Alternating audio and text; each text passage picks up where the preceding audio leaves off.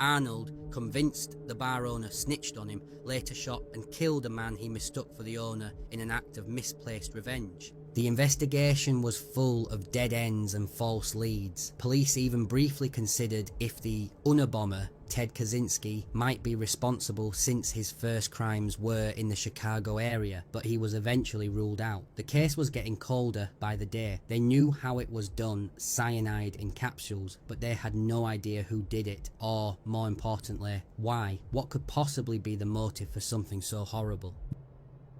Then, about a month after the poisonings, a letter showed up at the corporate headquarters of Johnson & Johnson. It was postmarked from Chicago, and its contents completely changed the direction of the investigation. It was a demand for $1 million. The author claimed responsibility for the murders and promised to stop the killing if the money was paid. Suddenly, the faceless killer had a voice, and that voice belonged to a man named James Lewis. The extortion letter was the first real break in the case.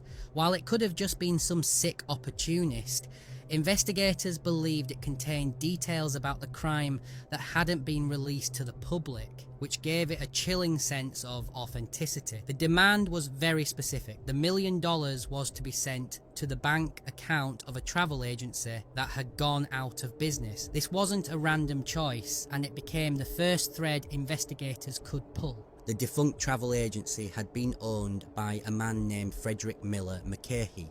A little digging uncovered a disgruntled former employee, Leanne Lewis. Her last paycheck had bounced, and she'd had a dispute with McCahey over her pay. And when investigators looked into Leanne, they found her husband, James William Lewis.